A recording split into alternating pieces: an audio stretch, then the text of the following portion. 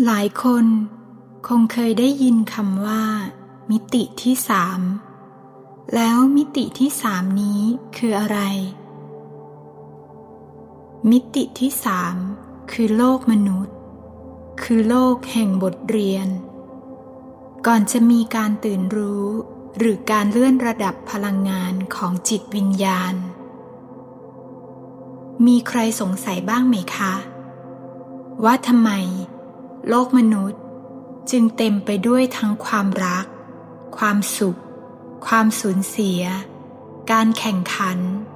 ความกลัวและการพลัดพรากบางคนเกิดมาพร้อมความรักมากมายแต่บางคนกลับต้องใช้ชีวิตผ่านความเจ็บปวดบางคนมีทุกอย่างที่โลกเรียกว่าความสำเร็จแต่กลับรู้สึกว่างเปล่าอยู่ข้างในแล้วถ้าสิ่งเหล่านี้ไม่ได้เกิดขึ้นเพียงเพื่อให้เราใช้ชีวิตแต่เกิดขึ้นเพื่อให้เราเรียนรู้บางอย่างล่ะคะในมุมมองทางจิตวิญญาณโลกที่เราอาศัยอยู่นี้มักถูกเรียกว่ามิติที่สามโลกแห่งวัตถุโลกแห่งตัวตนโลกแห่งบทเรียนแต่คำถามที่สำคัญที่สุดคือเราเกิดมาเพื่ออยู่ในโลกนี้หรือเกิดมาเพื่อเรียนรู้จากโลกนี้สวัสดีค่ะยินดีต้อนรับทุกท่านเข้าสู่ช่องของนิดาพาฟังนะคะพื้นที่เล็กๆแห่งการเยียวยาพื้นที่ที่เราไม่จำเป็นต้องรีบเป็นใครไม่จำเป็นต้องพิสูจน์อะไรและไม่จำเป็นต้องเดินทางเพียงลำพังไม่ว่าคุณกำลังฟังคลิปนี้ในช่วงเวลาใดขอให้ช่วงเวลานี้เป็นช่วงเวลาที่คุณได้พักจากความวุ่นวายและกลับมาเชื่อมโยงกับหัวใจของคุณอีกครั้งขอให้ช่วงเวลานี้เป็นของคุณอย่างแท้จริงวันนี้เราจะค่อยๆพาทุกคนกลับมามองโลกใบเดิมแต่ลองมองด้วยสายตาที่แตกต่างออกไปเราจะพูดถึงสิ่งที่เรียกว่าโลกมนุษย์หรือมิติที่สามก่อนอื่นอยากชวนให้ทุกคนเข้าใจก่อนนะคะว่าคำว่ามิติที่สามในคลิปนี้เป็นการพูดถึงแนวคิดทางจิตวิญญาณเกี่ยวกับระดับการรับรู้และประสบการณ์ของมนุษย์ไม่ใช่คำอธิบายทางฟิสิกส์ที่ได้รับการยืนยันทางวิทยาศาสตร์ดังนั้นเราไม่จำเป็นต้องเชื่อทั้งหมดเพียงเปิดใจแล้วลองรับฟังดูว่ามีส่วนไหนที่สะท้อนชีวิตของเราอยู่บ้างในมุมมองทางจิตวิญญาณมิติที่สามมักใช้เป็นภาพแทนของโลกแห่งประสบการณ์ทางกายภาพโลกที่เราเห็นด้วยตาสัมผัสด้วยร่างกายและรับรู้ผ่านประสาทสัมผัสที่นี่เราต้องทำงานหาเงินดูแลร่างกายสร้างความสัมพันธ์สร้างครอบครัวเผชิญความสำเร็จและเผชิญความสูญเสียเราต้องเรียนรู้ว่าสิ่งที่รักอาจเปลี่ยนแปลงคนที่รัก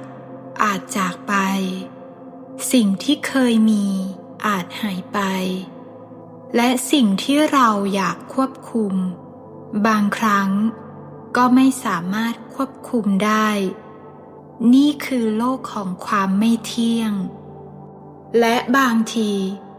นี่อาจเป็นบทเรียนที่สำคัญที่สุดของโลกมนุษย์ 5 บทเรียนสำคัญของโลกมนุษย์หรือมิติที่ 3 บทเรียนที่ 1 โลกแห่งตัวตนหนึ่งในบทเรียนสำคัญของมิติที่ 3คือเรื่องของตัวตนเราถูกสอนตั้งแต่เด็กว่าฉันต้องเก่งฉันต้องสวยฉันต้องประสบความสำเร็จฉันต้องมีเงินฉันต้องมีคนรักฉันต้องได้รับการยอมรับจนบางครั้งเราเผลอคิดว่าสิ่งที่ฉันมีคือสิ่งที่บอกว่าฉันเป็นใครแต่ลองถามตัวเองดูนะคะถ้าวันหนึ่งไม่มีตำแหน่งไม่มีเงินไม่มีชื่อเสียงไม่มีคำชมไม่มีใครมาบอกว่าเราดีพอเรายังรู้สึกว่าฉันมีคุณค่าอยู่หรือเปล่าคำถามนี้อาจเป็นประตูบานหนึ่ง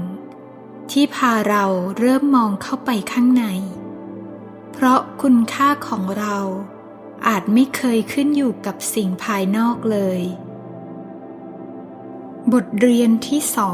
2 โลกแห่งความกลัวโลกมนุษย์ยังเต็มไปด้วยความกลัวกลัวไม่มีเงินกลัวไม่มีคนรักกลัวถูกทอดทิ้งกลัวล้มเหลวกลัวแก่กลัวเจ็บกลัวการสูญเสียและบางครั้งเราตัดสินใจใช้ชีวิตไม่ใช่เพราะสิ่งที่หัวใจต้องการแต่เพราะเรากลัวอะไรบางอย่างเราทำงานที่ไม่ได้รักเพราะกลัวไม่มีเงินเราอยู่ในความสัมพันธ์ที่ไม่มีความสุขเพราะกลัวการอยู่คนเดียวเราไม่กล้าเริ่มต้นใหม่เพราะกลัวว่าจะล้มเหลวจนวันหนึ่งเราอาจค้นพบว่าสิ่งที่ขังเราไว้ไม่ใช่โลกภายนอกแต่คือความกลัวภายในใจของเราเองบทเรียนที่ 3 โลกแห่งการเปรียบเทียบมิติที่ 3ยังเป็นโลกที่มนุษย์มักเปรียบเทียบตัวเองกับคนอื่นเช่นเขามีมากกว่าเราเขาสวยกว่าเราเขาประสบความสำเร็จกว่าเราเขามีชีวิตที่ดีกว่าเราและยิ่งเรามองชีวิตของคนอื่นมากเท่าไหร่เราก็ยิ่งลืมมองชีวิตของตัวเองเราลืมไปว่าแต่ละคนมีเส้นทางที่แตกต่างกันดอกไม้ไม่เคยแข่งขันกันว่าใครจะบานก่อนต้นไม้ไม่เคยอิจฉากันว่าใครสูงกว่าแล้วทำไมมนุษย์จึงต้องรีบเปรียบเทียบตัวเองกับคนอื่นบางทีเราไม่ได้มาช้าเราเพียงกำลังเดินในเส้นทางของเราเองบทเรียนที่ 4 โลกแห่งความยึดติดมนุษย์มักต้องการให้ทุกอย่างเป็นไปตามที่ตัวเองคิดอยากให้คนรักอยู่กับเราตลอดไปอยากให้ชีวิตมั่นคงอยากให้คนอื่นเข้าใจเราอยากให้อนาคตเป็นอย่างที่วางแผนไว้แต่ชีวิตไม่เคยสัญญา ว่าทุกอย่างจะเป็นไปตามที่เราต้องการ และนี่คือหนึ่งในบทเรียนที่ลึกมากของมนุษย์เราทุกข์ไม่ใช่เพราะทุกอย่างเปลี่ยนแปลงแต่เพราะใจของเราต้องการให้สิ่งต่างๆไม่เปลี่ยนแปลงเมื่อเราเริ่มยอมรับว่าทุกสิ่งเกิดขึ้นตั้งอยู่และเปลี่ยนแปลงใจของเราจะค่อยๆเบาลงบทเรียนที่ 5 โลกแห่งบทเรียน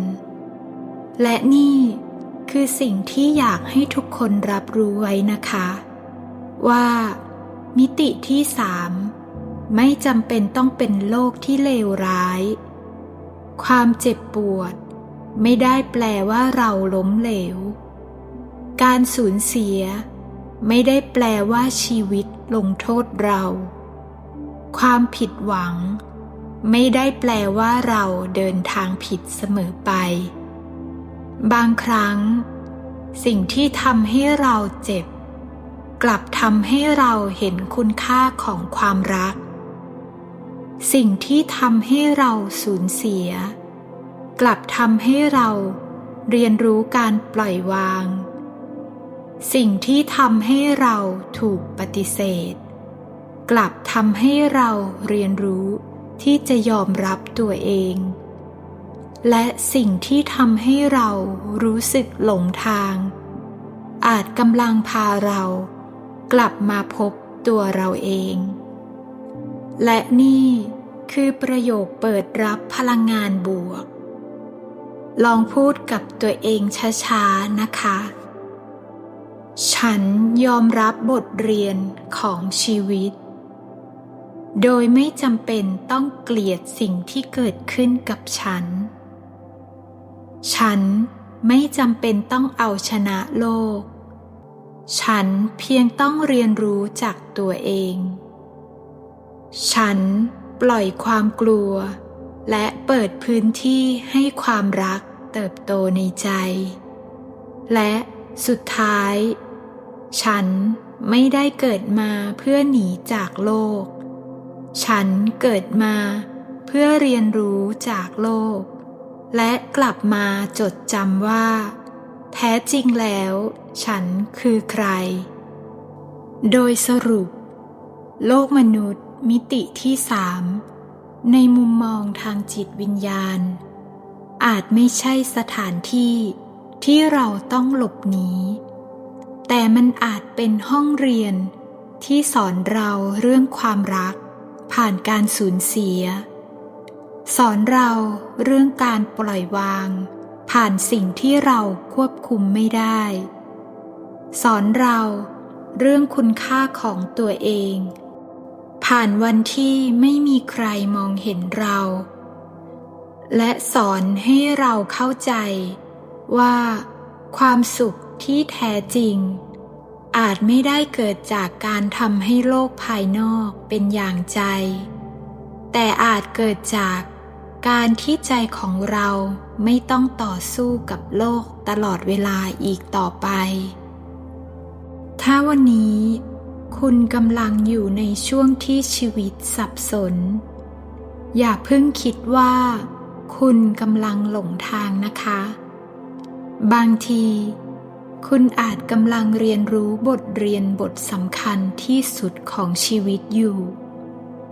ขอให้คุณกลับไปใช้ชีวิตในโลกใบเดิมแต่ด้วยหัวใจที่ไม่เหมือนเดิมมองความทุกข์ด้วยความเข้าใจมองความสุขด้วยความไม่ยึดติดมองผู้คน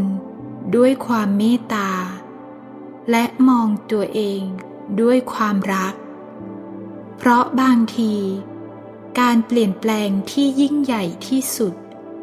ไม่ได้เกิดขึ้นเมื่อโลกเปลี่ยนแต่เกิดขึ้นเมื่อเราเปลี่ยนวิธีมองโลกขอบคุณทุกท่านที่เดินทางมาด้วยกันจนถึงตรงนี้นะคะและในตอนต่อไปเราจะค่อยๆเดินเข้าไปสำรวจว่า มิติที่สี่คืออะไร เมื่อจิตเริ่มมองเห็นสิ่งที่อยู่ลึกกว่าวัตถุ ความคิด